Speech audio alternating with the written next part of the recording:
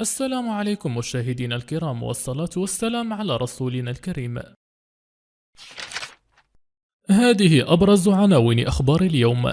محمد صلاح: أشكر المغرب على التنظيم الرائع، أعتقد أنها أفضل بطولة تنظيميا شاركت فيها. عاجل: منتخب نيجيريا يتلقى صدمة كبيرة قبل مواجهة المنتخب المغربي في نصف النهائي. الصحافة البريطانية تشيد بأسود الأطلس. وقبل الخوض في التفاصيل، المرجو الضغط على زر الإعجاب والاشتراك بالقناة لكي تتوصلوا بجديد الأخبار العالمية والمغربية. محمد صلاح: أشكر المغرب على التنظيم الرائع، أعتقد أنها أفضل بطولة تنظيميا شاركت فيها. أكد محمد صلاح نجم المنتخب المصري أن المعسكر الذي يخوضه رفقة منتخب بلاده خلال هذه الفترة بالمغرب يعد الأفضل في مسيرته، معربا عن أمله في التتويج بلقب كأس أفريقيا. وقال صلاح في الندوة الصحفية التي أعقبت تأهل منتخب بلاده إلى نصف النهائي: نلعب من أجل الفوز ونقاتل دائما من أجل ذلك، والمنتخب المصري يضم لاعبين كبار في أوروبا والدوري المصري. وتبع: المنافسون هم المرشحون الأكثر حظا للتتويج باللقب، والسنغال تضم 27 لاعبا كلهم محترفين وأبطال إفريقيا منذ 4 أعوام. والسطرد: أريد أن أشكر المغرب على التنظيم، كل شيء كان رائعا من الأمان للمرافق، أعتقد أنها أفضل بطولة تنظيميا خضتها. واختتم: المعسكر الحالي هو الأفضل في حياتي الكروية، فزت بكل البطولات وأتمنى التتويج بلقب إفريقيا، ولا يوجد أحد يريد التتويج باللقب أكثر مني. منتخب نيجيريا يتلقى صدمة كبيرة قبل مواجهة المغرب في نصف النهائي. تأكد رسميا غياب قائد المنتخب النيجيري ويلفريد نديدي عن مواجهة نصف النهائي أمام المنتخب المغربي بعد إيقافه بسبب تراكم البطاقة الصفراء. وتلقى نديدي بطاقة صفراء ثانية في الدقيقة 67 من الشوط الثاني خلال مباراة نيجيريا أمام الجزائر، بعدما كان قد حصل على بطاقة صفراء أولى في الدور الثمن النهائي، ليحرم من خوض مباراة النصف النهائي أمام أسود الأطلس. ويعد نديدي من العناصر الأساسية في تشكيلة المنتخب النيجيري بحكم دوره المحوري في وسط الميدان، وهو ما يضع المدرب إريك تشيل أمام تحدي إضافي قبل مواجهة المنتخب المغربي. وتجرى مباراة نصف النهائي بين المغرب ونيجيريا يوم الأربعاء المقبل إن شاء الله، انطلاقا من الساعة 9 مساء بتوقيت المملكة المغربية، على أرضية ملعب الأمير مولاي عبد الله بالعاصمة الرباط. الصحافة البريطانية تشيد بأسود الأطلس.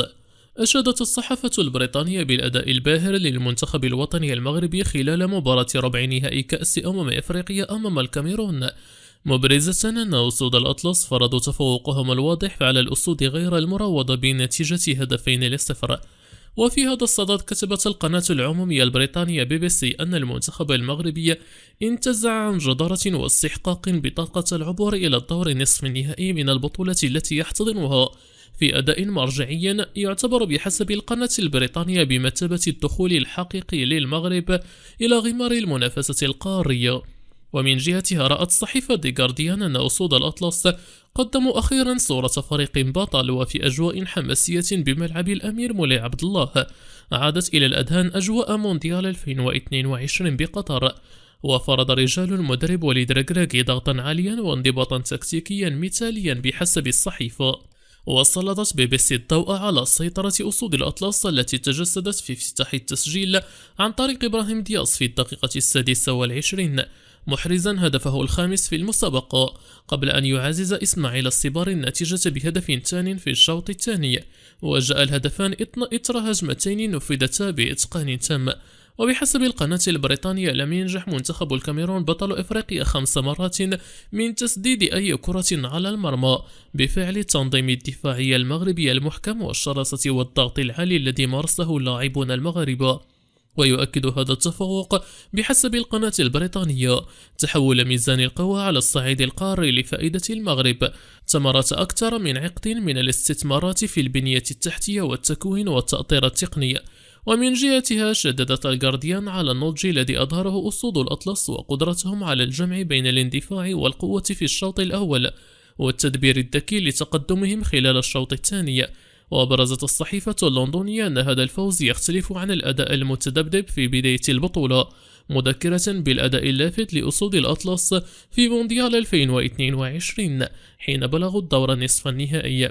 كما أشادت الصحيفة واسعة الانتشار بالخيارات التكتيكية للناخب الوطني وليد ركراكي، معتبرة أن فريقها عرف كيف يحافظ على تقدمه بهدوء وحزم أمام خصم معروف بقوته البدنية. وبهذا التأهل مدد المنتخب المغربي سلسلة لا هزيمة إلى 25 مباراة متتالية، كما مكن أسود الأطلس من بلوغ المربع الذهبي لكأس إفريقيا للأمم لأول مرة منذ سنة 2004.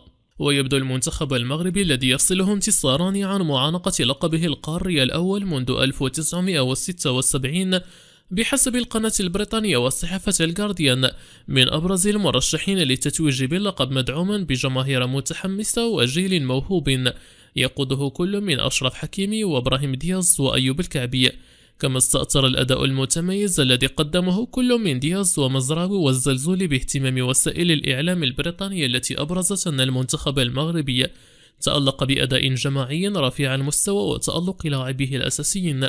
وبحسب BBC فإن أسود الأطلس لم يتعرضوا لأي تهديد حقيقي، فقد نجح الظهير المغربي المتمركز على الجناح الأيمن في تحييد خطورة خصمه بحزم، جامعا بين الانضباط الدفاعي ودقة التمرير والجهد المتواصل. تقول القناة البريطانية التي سلطت الضوء على دور مزراوي المحوري في الحفاظ على توازن الفريق وإحباط محاولات الكاميرون الهجومية. وعلى المستوى الهجومي أكد إبراهيم دياز مرة أخرى مكانته كقائد تقني للمنتخب الوطني، كما لاحظت وسيلة الإعلام مبرزة أن لاعب ريال مدريد الذي افتتح حصص التسجيل تألق بتحركه ودقته في اللعب بين الخطوط وقدرته على صنع الفارق في اللحظات الحاسمة، واصفة إياه باللاعب الذي يعيش فترة التوهج ومحافز حقيقي لأداء المنتخب المغربي منذ بداية المنافسة.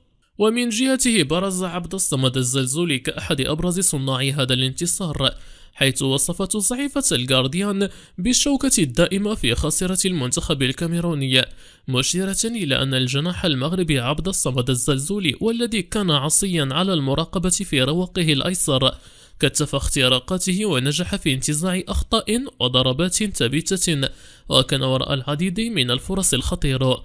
واعتبرت الصحيفة اللندنية أن حريته في التحرك وقوته في الاختراق أربكت باستمرار اندفاع المنافس وأسهمت بشكل مباشر في الهيمنة المغربية على أطوار المباراة.